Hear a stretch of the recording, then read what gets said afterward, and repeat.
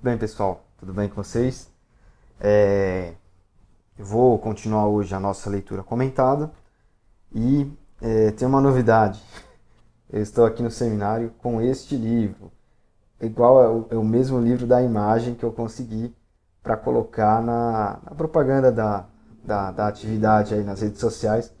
Eu não tinha reparado que ele estava aqui no acervo do pastor Enéas Tonini, que nós temos aqui na sede do seminário da Convenção Batista Nacional do Estado de São Paulo. Então, eu tenho a versão laranja que está lá na igreja, e eu vi essa edição aqui e falei, poxa, eu vou gravar o próximo vídeo com a edição verdinha que está lá no seminário. Eu esqueci de falar no primeiro vídeo, esse livro é de 1968, 69 na verdade. Pelo menos essa edição aqui. Eu vou olhar depois na laranja se aquela é de outro ano, né? Se é mais nova ou se é mais velha, tá bom? E antes da gente ler o segundo capítulo, que é o avivamento é Cristo, chama, né? O primeiro era o que não é o avivamento, tá no primeiro vídeo. Se você está chegando nesse vídeo aqui, para que você entenda, enfim, conheça o livro, o primeiro capítulo do livro, que é muito difícil de se encontrar, porque é um livro muito antigo, poucas tiragens, para você ter ideia, essa daqui foram 10 mil exemplares, né? Não sei se teve outra, mas mesmo assim, com essa idade, é muito difícil de se encontrar esse tipo de livro aqui, com essa idade. Então você volta no primeiro vídeo e você vai acompanhar com a gente a leitura do primeiro capítulo, que é o que não é avivamento, né? Que é o que não é avivamento. Tá certo? E teve uma coisa que eu também não fiz no primeiro vídeo, eu vou fazer neste. E você pode assistir primeiro esse vídeo, depois o primeiro, enfim, caso não tenha visto ainda, que é ler essa orelha do livro aqui, né? Orelha, para quem não sabe, é essa partezinha aqui que vem dobrada da capa. Avivamento real. Organize grupos de oração em sua casa, em sua igreja e onde puder, com propósitos expressos e objetivos definidos. Orar e orar muito. Orar sem cessar. Orar sempre e nunca desfalecer. Orar com fé e com perseverança. Orar no Espírito Santo, para que Deus visite a sua vida e incendeie o seu coração. Que visite o seu lar, retirando o pecado, salvando os perdidos, trazendo a paz perfeita para todos. Visite também a sua igreja, talvez fria e desanimada. Não critique a sua igreja, ore por ela. Clame ao Senhor dia e noite, para que Deus derrame fogo do Espírito Santo em sua igreja. Ore também por seu pastor, para que seja cheio do Espírito e suas mensagens de poder sejam de poder, no amor de Deus, e possa ele apacentar o rebanho com sabedoria e graça. Ore pelas autoridades da nossa pátria, elas precisam muito de nossas orações. Ore pelo povo brasileiro, para que seja liberto do pecado, do diabo. Aí cita uma religião aqui, eu não vou falar, porque senão o vídeo corre risco de cair no YouTube. Da cachaça, do jogo, da vida impura. Oremos até que Deus faça chover sobre esta pátria o fogo do seu espírito. Orar sempre e nunca desanimar. Organize grupos de oração em seu lar, em seu trabalho, em sua igreja, onde for possível. Ore sempre por um avivamento espiritual no Brasil. Então essa é a orelha do livro. Existem algumas palavras que o YouTube considera preconceituosas, etc. Essa coisa aí de hoje em dia. Então eu não falei aqui porque pode derrubar o vídeo, tá certo? E esse capítulo 2 chama-se O Avivamento é Cristo. E ele só tem 2,5 páginas, né? A frente, o verso e mais um tanto assim. Então eu vou ler aqui bem rapidinho e a gente comenta, como a gente fez no primeiro vídeo, e finaliza, tá certo? Então ele primeiramente, só para explicar para você, ele divide esse pedaço aqui em 3 blocos. Dentro do terceiro bloco ele abre 4 pontos e dentro desses 4 pontos, né, no 5 pontos, no quarto desses 5 pontos ele abre 6 abinhas aqui. Então, essa dinâmica do que está escrito, da forma como foi colocado aqui, organizado. Então vamos ler o primeiro bloquinho. O avivamento é a genuína obra do Espírito Santo, cuja arma de combate é a palavra de Deus na sua pureza e totalidade, e cuja finalidade é glorificar a Cristo em almas redimidas pelo sangue do Calvário e santidade nos que já pertencem ao Senhor. Eu vou ler o segundo bloco porque esse aqui é o primeiro, é bem curtinho, tá certo? A gente comenta os dois. Avivamento legítimo, isto é, aquele que não se baseia em obras humanas, tais como organizações frias e mortas, movimentos, campanhas boas no seu rótulo, mas que exaltam o homem. O avivamento é essencialmente cristocêntrico. Vale dizer, Cristo é o começo, o meio e o fim. É Cristo, Cristo, Cristo e sempre Cristo, nada fora de Cristo. Tal avivamento irrompeu em Atos 11, do 19 ao 26. Nesta cidade, a cidade citada nesse versículo, que não está escrito aqui, os discípulos de Jesus, pela primeira vez na história, foram chamados cristãos. E por quê? Porque os líderes nos trabalhos públicos falavam tanto em Cristo e exaltavam-lhe o nome santo. Nessa cidade, os discípulos de Jesus, pela primeira vez na história, foram chamados cristãos. E por quê? Porque os líderes nos trabalhos públicos falavam tanto em Cristo e exaltavam-lhe o santo nome. Avivamento que exalta o homem ou a organização não é avivamento. Outro traço do avivamento genuíno é ser ele logocêntrico, isto é, alimenta-se da Bíblia, a palavra de Deus, dela não se desvia nem para a direita nem para a esquerda, ela é usada com a mesma autoridade com que o Senhor Jesus a usou na luta contra o demônio no deserto, na tentação. Um trecho aqui em Mateus 4, do 1 ao 11. No avivamento de Antioquia, uma cidade que hoje fica na Turquia, ocorreu o mesmo fenômeno, pois Paulo e Barnabé, durante um ano inteiro, diariamente reuniam a igreja e ensinavam-lhes a palavra. E não era o evangelho truncado dos modernistas de hoje, e nem o evangelho de respeitos humanos de muitos, mas o evangelho integral, como ordenou Jesus em Mateus 28, 20. Então aqui ele está elencando alguns aspectos do real avivamento. Então o avivamento, ele primeiramente é cristocêntrico. Então são mensagens e ações que não fogem da figura de Cristo. E isso é muito interessante porque, eu não sei quem leu, mas quem não leu ainda pode ler. Na descrição do vídeo aqui tem o link do site da igreja. Lá no site da igreja a gente publicou um artigo na última semana, mas que foi divulgado essa semana aqui, que fala sobre, o título é bem polêmico, né? Os evangélicos devem esquecer o Antigo Testamento. Mas esquecer em que sentido? A igreja evangélica passou a tratar o Antigo Testamento no correr dos anos, né, nas últimas décadas, como fator central do cristianismo.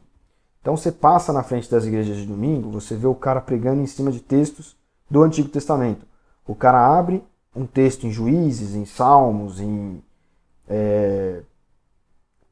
às vezes Gênesis, às vezes Deuteronômio, às vezes algum profeta, Daniel, Jeremias, etc. E fica naquele texto e o cara prega a pregação inteira dele em cima daquilo. Não se fala uma vez o nome de Jesus, na salvação, na cruz. O cara fica só ali, por exemplo. Vou pegar um exemplo aqui bem prático. Pega o episódio onde Deus manda Israel circundar a cidade 7 vezes, para que as barreiras caíssem, eles pudessem entrar, e fica em cima desse texto, falando um monte de coisa. E qual que é o problema? E não fala um momento, não se fala de Jesus, não se fala da cruz, não se fala da salvação. Não se fala do que é viver com Cristo hoje. Pega uma passagem que diz respeito a Israel, uma batalha que foi vencida, sim, pela intervenção divina, o Deus que nós cremos, o Deus que tem poder, e isso é fato, a gente não questiona isso. Mas pega aquilo que é para o povo de Israel, uma situação específica, e fica pregando em cima daquilo. Qual que é o problema? O problema é que a partir disso, a pessoa puxa uma série de coisas equivocadas, então começa a abrir margem para um evangelho triunfalista. Olha, porque se você acreditar em Deus, as barreiras da sua vida cairão, você vencerá. Como o povo de Israel, se Deus mandar você esperar 7 dias, fique 7 dias sem comer, o povo de Israel deu 7 voltas, você vai vencer, por exemplo. Né? Ou falar, o povo de Israel teve que se purificar, purificação, circundou lá 7 dias, não sei o que, lá, inventa uma groselha em cima disso, e você precisa se purificar, largue todo o pecado, não sei o que. Não que nós não devemos largar o pecado, é claro que nós devemos, mas fica esse erro abre margem para uma pregação legalista, moralista, e não se fala de Jesus. Nós somos cristãos, cristianismo, né? Então o Antigo Testamento ele tem a sua importância e nós vamos chegar no momento em que nós vamos tratar sobre o Antigo Testamento em aulas, etc. Eu pretendo fazer isso, mas tá toda uma lógica antes, né? E o Antigo Testamento ele funciona principalmente, né, não só isso, mas principalmente como arquétipo da obra de Jesus, o arquétipo do que Jesus fez. Então, algumas situações do Antigo Testamento, como por exemplo o sacrifício que Abraão ia fazer com Isaac, aquilo é claramente um arquétipo da obra de Jesus na cruz. A gente não pode ficar só em cima disso. Né? Se a gente vai falar sobre isso, vai usar justamente como um arquétipo, a gente tem que jogar isso para Cristo. Ou tem que trazer isso para o nosso cotidiano hoje, de maneira cristocêntrica, como está falado aqui nesse livro. Isso é um processo de avivamento. Então, isso para não falar do problema dos caras começarem a trazer judaísmo para dentro da igreja evangélica, ou cultura judaica. Então o cara começa a fazer festa das cabanas, a comemorar a saída do Egito, né, fazer um ritual semelhante àquele, que eu já vi. O cara pega aquela arca da aliança, que tem os anjinhos em cima, carrega aquilo dentro da igreja, põe lá na frente. Aquilo não tem nada a ver com o cristianismo. Aquilo são sim, ou aquele candelabro, que é um negocinho cheio de coisa para pôr vela, que se acendia dentro lá da sinagoga ou da tenda do povo de Israel, o tabernáculo, né, que era carregado junto com... Caminhava com o povo, né, no deserto, eles montavam no lugar de sacrifício. Ou se veste como põe kippah, que é aquela coisinha aqui que parece uma panqueca que eles põem em cima da cabeça. Um paninho que eles põem aqui, talit, o nome, se não me engano. Começa a entrar vestido assim na igreja. Começa a fazer festa das primícias. Aí, para as primícias, a gente vai fazer, são 7 dias ou 12 dias, para representar os 12 anos, não sei o quê. Então, sabe, cadê Jesus em tudo isso? Não se fala.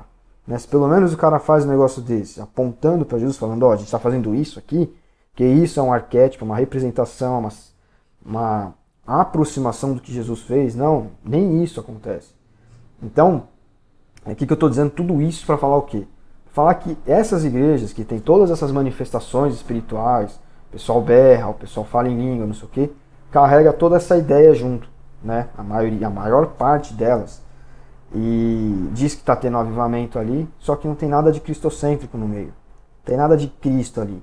Tem de outras questões que sim estão na Bíblia, que sim são importantes no aspecto comparativo do que aconteceu com Jesus, figurativo, no aspecto cultural da época para a gente entender o porquê acontecia daquela forma, num aspecto no Antigo Testamento, como a gente fala nesse texto aí que eu falei que está no site da igreja, depois você pode ir lá dar uma olhada.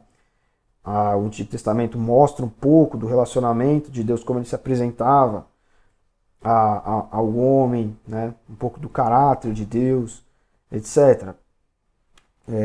Mas aí várias igrejas que dizem que tem lá um poder do Espírito Santo, só fica nisso, por exemplo. Entendeu? Então, o avivamento ele tem que ser cristocêntrico. A gente tem que se sentir avivado, tem que se sentir motivado, tem que sentir o coração arder, como foi lá com os discípulos que caminhavam até a cidade de Emaús e tiveram contato com Jesus ressurreto. Tem que ser daquela forma o avivamento. O avivamento nós temos que entender que é Jesus que vive conosco dia a dia. O Espírito Santo é o contato que nós temos com o divino, a presença de Cristo que nós temos diariamente conosco. Essa é a função. É isso, quando nós começamos a virar essa chave, fazer tudo, tendo Cristo como o centro, o motivo, o meio pelo qual as coisas vão acontecer, como diz aqui, é orar. Mas não é orar por orar, é orar com objetivo, é orar para que esse fogo aqueça o coração das pessoas e elas possam trabalhar pela igreja. Essa semana, por exemplo, saiu no site Gospel Mais uma matéria dizendo que uma igreja na Flórida fez o seu último culto, parece que semana passada. Se não me engano é na Flórida, eu não lembro. Mas uma igreja nos Estados Unidos, presbiteriana, fez o seu último culto semana passada. E se não me falha a memória, o culto foi até virtual. Foi gravado num dia, as pessoas estiveram lá cultuarem, o culto ia para o YouTube agora, esses tempos agora. Ou ainda vai, não sei. Mas poxa, o que será que aconteceu ali, né? Será que não faltou as pessoas orarem para que houvesse motivação, para que houvesse esse fogo, né? Não é o fogo das teofanias, né? Das visões, das profecias, não é esse fogo. É o fogo de eu entender que aquilo ali vai acontecer quando eu puser a minha mão no arado. Como eu entender que eu preciso servir como Cristo serviu, ser igual a Cristo, ser imitador de Cristo, né? Ser imitador de Cristo é basicamente isso, é servir, né? Servir e evangelizar. Então, quando a igreja está avivada, ela sente-se motivada a imitar a Cristo. Imitar a Cristo é dessa forma, né? Não é aqui, como ele diz, um evangelho truncado dos modernistas, que é uma ala mais liberal da teologia, que acredita que Deus é amor, todos vão se salvar. De maneira bem grosseira eu estou falando, mas que o pecado é relativo e as pessoas vão se salvar, todos vão se salvar no fim dos tempos, etc. Ou do evangelho dos respeitos humanos, que é o evangelho que acredita que só através da opção pelos pobres é que você alcança a redenção de fato. Então a igreja precisa fazer obras sociais, etc. Então não é isso o avivamento também, né? É esse coração aquecido que evangeliza, né? E serve, que imita a Cristo em último, né? De uma maneira aqui resumida, né? E o avivamento é uma obra genuína do Espírito Santo, então nós temos que pedir por isso também. Nós temos que orar pedindo que isso aconteça conosco, com a igreja, né? Não sei de que igreja você que está assistindo mas se você percebe que a sua igreja caminha, né, para o que eu acabei de falar dessa igreja nos Estados Unidos, ore, reúna pessoas que estejam dispostas a orar por esse motivo, para que haja as chamas se reacendam ali naquela igreja, né? Que ela tenha um papel onde ela está, isso sem dúvida. Ela precisa só ser reencontrada. A arma é a palavra de Deus na sua pureza, totalidade, e a finalidade é glorificar a Cristo com as almas redimidas pelo sangue do Calvário e santidade que já nos pertencem ao Senhor. Então a santidade é isso, né? Não é buscar ser perfeito, buscar ser impecável, né? No sentido mais literal, né? Não, eu sou impecável, eu não peco. Ou eu estou me separando, eu estou me guardando. Não, isso não é santidade. Isso é uma busca meritória por algo, né? Ou pela santidade em si, e você está colocando a santidade no lugar do próprio Cristo, que morreu na cruz para te redimir da sua natureza podre e caída, né? E ele fala num outro trecho aqui, deixa eu ver, que agora eu perdi porque a letra é bem pequenininha. Mas ele fala sobre o amor fraterno. E uma comunidade onde essa questão da santidade é muito petrificada, as pessoas ficam muito em busca disso, é uma comunidade que fica só falando de pecado. O evangelho de hoje, dia 5 de maio, quando eu estou gravando esse vídeo, nós falamos sobre isso. Fui eu que gravei, inclusive, eu falei sobre isso. As pessoas, fiquem muito atentos.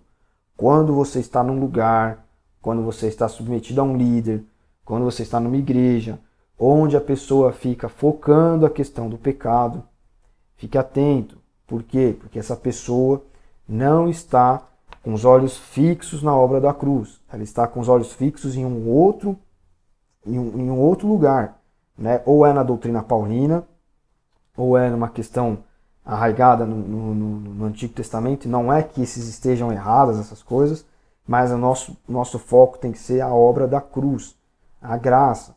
Então a pessoa que está arraigada no pecado, assim, no combate, esse combate exagerado ao pecado, que só fica exortando, é uma pessoa que provavelmente tem problema com o pecado, que ela tanto fala, né? Então, imoralidade sexual, jovens, imoralidade sexual com jovens. O cara que fica falando muito nisso, muito provavelmente ele tem um problema nessa área. Um cara que fica falando sobre vício, não, porque o vício, porque a bebida, porque o cigarro, porque a bebida, porque o cigarro. É um cara que tem um problema com vício de alguma natureza, ou pornográfico, ou enfim, muito provavelmente, né? E é uma pessoa que, pior de tudo isso que eu estou falando, ainda não entendeu que o evangelho não está centrado no pecado. O evangelho está centrado no remédio para o pecado. O remédio para o pecado é a cruz. Então, eu não posso buscar no avivamento se eu estiver preso ao combate ao pecado. Só fico falando disso, só fico exortando. né? Nós temos que ter os olhos fixos naquilo que vem para nos anular da nossa natureza humana caída, que é a cruz, né? Então, o avivamento, ele é cristocêntrico. Então, a igreja tem que ter como principal foco da mensagem a graça, o perdão dos pecados. Porque a igreja está aqui, claro, para crescer junto, como nós estamos fazendo aqui, lendo um livro, estamos crescendo espiritualmente juntos, estamos nos tornando mais maduros, crentes mais maduros, mas a função primordial da igreja é pregar o evangelho. E pregar o evangelho é falar da graça, da salvação em Jesus Cristo, né? Eu comentava com uma conversa no WhatsApp, num grupo, quando eu publiquei esse texto do Antigo Testamento, fizeram esse comentário e eu achei muitíssimo pertinente. Achei, assim, é exatamente o que eu penso. A igreja evangélica, ela esquece da mensagem da cruz e foca só nas doutrinas paulinas, fica esse foco de combate ao pecado. Algumas coisas, inclusive, entendidas erradas, que Paulo fala ali, porque tem uma cultura da cidade onde ele está, ele fala determinadas questões sexuais por conta de questões culturais do lugar onde ele está ali, ou pegam no Antigo Testamento e ficam focados ali e acabam se desviando da mensagem central do Evangelho. Então fica fazendo pregação em cima de Paulo, fazendo pregação em cima de Antigo Testamento. Essas coisas são para serem estudadas e para agregar em nós como nós devemos viver Cristo hoje em dia. Como nós podemos explicar Jesus às pessoas. Então, por exemplo, quando Paulo fala que nem a profundidade, nem a morte, nada poderá nos separar do amor de Deus, e isso serve para nos, como uma ferramenta para nós explicarmos para as pessoas o que é viver com Cristo, o que é o amor de Deus por nós. Nem o pecado mais sujo, mais podre que você cometa pode te separar do amor de Deus, desde que você reconheça na cruz todo o mérito sobre a sua regeneração. Desde que você reconheça na cruz tudo aquilo que você precisa ser, que você tem que buscar, que você tem que viver por aquilo. Não por você mesmo, não porque eu estou me guardando em santidade, porque eu serei salvo. Não, porque aí você está dizendo que você vai se salvar pelos seus esforços. E não são os meus esforços. Eu posso viver com uma pessoa maravilhosa nesse mundo aqui. O que a pessoa vai dizer para você? Então vai lá, me dá a sua listinha de pecados que não podem ser cometidos. Crente não pode falar palavrão. Crente não pode beber. Crente não pode fumar. Crente não trai a mulher. Tá, então eu vou seguir toda essa listinha aí. Pelo meu próprio esforço, eu estarei salvo? A pessoa vai dizer, não. Como eu estarei salvo? A hora que eu reconhecer a obra da cruz. Então pronto, então a listinha ela é secundária, terciária, enfim, ela está lá para trás. O foco do necessário, o imprescindível, o que as pessoas precisam entender é isso. Olha, você não é nada. A cruz é tudo por você. Só quando você reconhece aquilo é que você passa a ter o valor em si. Porque Jesus te valoriza. Você que é prostituta, você que não consegue sair do homossexualismo, às vezes se sente mal com a sua prática, você que sente um vazio tão grande que precisa buscar a festa e a bebida todo final de semana para esquecer da sua solidão, você que não consegue encontrar a sua própria identidade, então você precisa andar com um grupo político para ter identidade, com um grupo militante para ter identidade, com um grupo que faz tal ou qual prática para ter identidade. Porque essas pessoas estão buscando, com um coletivo lésbico, com a militância comunista, militância até conservadora, militância política em geral, eles estão buscando um grupo para pertencer. Porque no fundo eles não enxergam neles próprios identidade, raiz. Por quê? Porque estão procurando em coisas deste mundo. Não estão procurando em Jesus, que reconhece os dons, os talentos que elas têm e que podem ser usados, potencializados para levar essa mensagem à frente. A mensagem do amor de Deus. Então mandei um áudio no grupo do PG dos Jovens essa semana falando sobre isso, não sei se eles ouviram. Falando sobre isso. Nossos dons, nossos talentos, eles têm que ser utilizados. Eles podem ser utilizados. Nós devemos pedir isso a Jesus. Olha, eu tenho talento para lidar com pessoas. Aprimora isso em mim. Me mostra como usar. Faz com que eu use, mesmo sem eu perceber, para lidar com as pessoas, para cuidar de pessoas, para ensinar pessoas, para fazer uma arte, para fazer uma música, para cantar, para ensinar criança. Percebe que tudo que você tem, tudo que todas as pessoas têm, podem ser usados para o bem, que mal faz a crença em Cristo, faz mal nenhum. Jesus não prega a morte contra os outros, contra os infiéis. Jesus dá o livre-arbítrio. Não é, eu posso escolher pecar ou não pecar. Não, o livre-arbítrio é o seguinte, olha, eu estou disponível, desde que você queira. É isso que Jesus fala com o livre-arbítrio. Como a igreja está arraigada na pregação contra o pecado, ela fala assim, não, o livre-arbítrio é, eu posso escolher pecar ou não pecar. Não, também, claro, mas o livre-arbítrio em si é isso. Então, uma igreja que passa por um avivamento cristocêntrico, ela passa a fazer as coisas dentro dessa lógica de Cristo, de levar Cristo, de mostrar a Jesus, de incorporar esse amor de Cristo e passar esse amor para as pessoas. E as pessoas por si só serão exortadas pelo Espírito Santo, não por mim, não por você, né? Ou pela igreja, mas de uma maneira do convívio fraternal, que também é um elemento que está escrito aqui, do avivamento cristocêntrico. Então, é justamente isso que nós precisamos buscar. E aí, para continuar aqui, para não ficar muito longo o comentário, no bloco 3. E o Cristo do Evangelho não é um Cristo distanciado, parece que eu li antes de falar. O Cristo do Evangelho não é o Cristo distanciado dos homens. Não é também um Cristo morto, indiferente, insensível, um Cristo que vive dormindo embaixo do altar. O Cristo do Novo Testamento é vivo, poderoso e presente. Um vislumbre dessa realidade temo-lo em Apocalipse capítulo 1. Devia correr o ano de 85, 86 ou 87 da presente era, né? 1987. Aqui o livro está numa linguagem bem antiga, tá? 60 anos atrás. Roma dominava o mundo. No trono desculpa, eu falei em 1987, falei errado. O ano de 85, 86 ou 87, logo depois de Cristo. No trono do império se entrava o monstruoso e cruel Domiciano, era o imperador romano. O fogo da perseguição ardia em toda parte. Muitos foram mortos ou exilados. O remanescente apóstolo de Jesus era João, que foi exilado na ilha de Patmos, no mar Egeu, perto ali, região da Grécia. As 7 igrejas da Ásia enfrentavam, né, brutal oposição. João, no desterro, preso, né, nada pôde fazer por elas. Achava-se abatido, profundamente desanimado. Chegou o domingo, Apocalipse 1:10. O velho apóstolo foi arrebatado em espírito. Uma forte voz de trombeta ecoou em seus ouvidos, ordenando-lhe que escrevesse o que fosse vendo. Quando se voltou para ver quem com ele falava, viu 7 candeeiros de ouro. No meio dos candeeiros, um semelhante ao filho do homem, com vestes talares, cingido à altura do peito com uma cinta de ouro. E até o verso 18 do capítulo 1 de Apocalipse se descrevem os atributos do Jesus divino.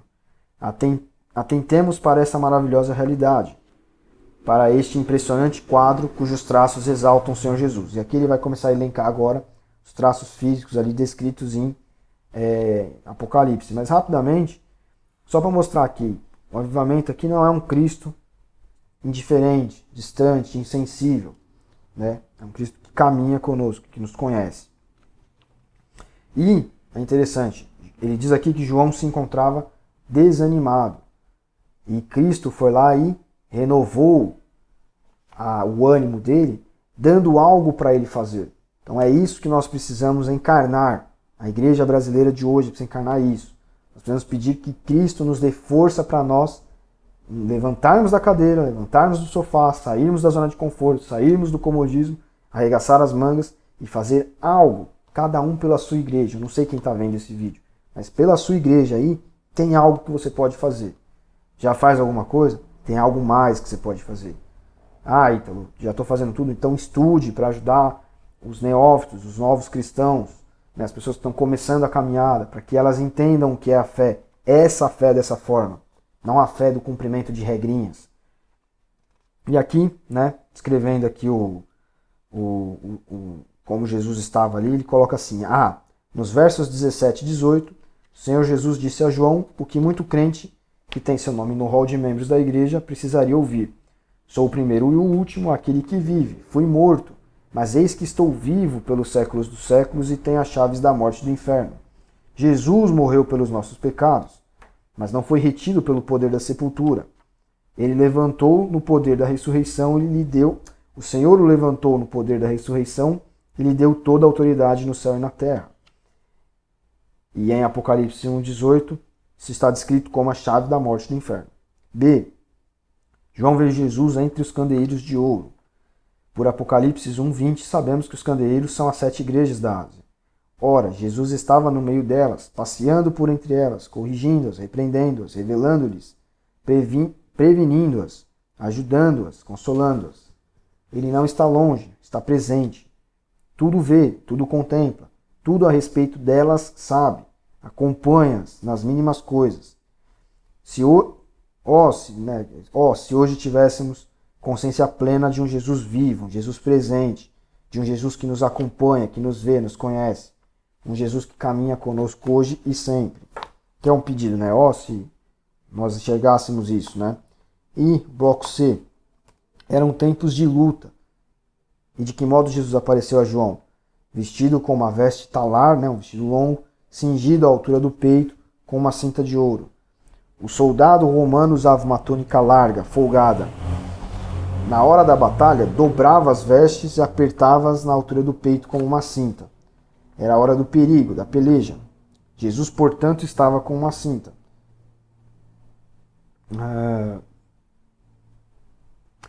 Jesus, portanto, estava em combate, em uma luta renhida. E o nosso Jesus está sempre em batalha contra o mundo e o seu príncipe, que é o demônio, né, o diabo. Jesus vai à nossa frente. O inimigo nosso é o inimigo de Jesus. A nossa luta também é sua luta, né, a luta de Cristo. A nossa luta também é a luta dele, ele compra a nossa luta. Os nossos problemas são seus problemas também. O Senhor pelejará por nós. É o que nós temos falado na igreja sempre, e principalmente nos nossos evangelhos diários, que estão aí no YouTube, no Instagram, no Facebook, no Telegram. E que Jesus apareceu a João em Patmos, aqui no bloco D. Uma caricatura do Jesus real, um Jesus limitado e imperfeito, um Jesus apenas mestre ou um espírito adiantado? Não, 1000 vezes não. Mas um Jesus perfeito e eterno, descrito pelos seus atributos. Se não, vejamos. Aí aquela parte que eu falei que ele abre aqui uma pequena aba dentro desses 5 tópicos, né? Dentro do 4º tópico dos 5. Cabeça e cabelos como neve, prega a sua eternidade. Sem princípio, sem fim, Deus criador de tudo. B. Olhos como chama de fogo, prova a sua onisciência. Seus olhos tudo devassam, tudo contemplam, tudo sabem. Pés semelhantes ao bronze, demonstra onipotência. D. Voz como de muitas águas, atestam a multidão que está com o Senhor Jesus. E. Uma afiada espada de 2 gumes na mão. É a palavra de Deus, pela qual tudo foi criado e tudo veio existir. Palavra falada, não é palavra de Deus a Bíblia. Palavra falada de Deus. Onde fala e as coisas acontecem. Onde manda o mar se abrir, o mar se abre. Potência, né? Criação, vida. F. O rosto brilhava como o sol na sua força. É a glória do Senhor Jesus, aquela que sempre teve com o Pai e que foi vista na transfiguração pelos discípulos, né? E aqui para encerrar o último bloco do 5 é o E. Esse D aqui ele abriu essas 6 descrições, agora a gente vai para a parte final. Este é o Jesus dos avivamentos, o Jesus que hoje não está tendo lugar em muitas igrejas, em muitos lares, em muitas vidas. É por isso que não temos poder, não temos conversões, não temos santidade nem novidade de vida. O avivamento é o movimento do Espírito Santo para levar Jesus de volta ao trono dos nossos corações, pedestal dos lares, centro de nossas igrejas. Avivamento é Jesus exaltado, sua palavra obedecida. Avivamento é a santidade de vida, é o amor fraternal. Novamente aqui, o amor fraternal. É uma igreja que julga, que tem conversinha sobre o que o irmão faz ou deixa de fazer, não é uma igreja que vive o amor fraternal. Uma igreja onde existem pessoas que se julgam superiores às outras, mesmo que não digam isso, mas que ajam dessa forma, não é uma igreja que está buscando essa renovação pelo Espírito, né? Renovação em Cristo. É a pureza de atitudes, é o coração aquecido, a paixão pelas almas perdidas, é a humildade, crucificação do eu. Crucificação do eu, né? Quem não viu nossas aulas sobre santidade que estão no YouTube, dá uma passadinha lá e vê. Eu falo sobre santidade e batismo no Espírito Santo. O que é isso? Né? Lá a gente fala sobre a crucificação do eu, crucificação da gula, da ira, da maledicência, do orgulho, da vaidade, né? Dos pecados capitais. É o sopro do Espírito para acordar aquele que dorme, levantar o que está morto, crescer na graça, na alegria, na paz e no gozo, né? A felicidade, a alegria, né? Do Espírito Santo. Então, você veja que muitas igrejas que estão paradas no marasmo precisam disso aqui. Então, é evangelização, é trabalho, é movimento, é ação, né? Então, a pessoa que está parada em casa, né, o desigrejado, o cara que só frequenta a igreja de domingo, não faz mais nada. São pessoas que precisam ter esse encontro aqui, esse avivamento. Não é que não sejam convertidas nem nada disso. Isso é uma outra história. Mas quando se fala de avivamento, nós estamos falando disso aqui. Não estamos falando de teofanias, epifanias, enfim. Tudo isso que eu não preciso ficar falando sempre aqui, porque a gente sabe do que se trata, né? Porque as pessoas, infelizmente, confundem. Essa igreja não tem poder. Né? O poder que a pessoa quer é, como foi dito no primeiro capítulo, que não é avivamento, é gritaria, é visão, é profecia, não sei o quê. Ítalo, isso não acontece? Acontece, mas é um tema para uma outra oportunidade. Né? Não vamos misturar isso com renovação espiritual. A nossa igreja caminha numa outra linha. Uma linha de igreja renovada, não de igreja pentecostal. É diferente. Muitas pessoas, às vezes, passaram pela igreja e estranharam isso. Né? A igreja é muito quieta, não tem poder. Diz que é movida pelo Espírito Santo, mas é porque não entendeu ainda essa diferença. E aqui nesse livro nós estamos destrinchando isso. Então eu espero que tenha sido aí esse segundo capítulo proveitoso para você, que você tenha gostado, que você esteja gostando, né? Já estamos no segundo. E na próxima sexta-feira nós vamos subir a parte 3 desse vídeo, onde nós vamos, claro, fazer a leitura do terceiro capítulo e poucos comentários, vou tecer poucos comentários. Né? O próximo, só para adiantar para você, ó, avivamento no coração, certo? Próximo capítulo que nós vamos tratar. Então, muito obrigado pela sua paciência aqui em ficar até agora. Espero que esteja aproveitando o livro. Até a próxima. Deus te abençoe.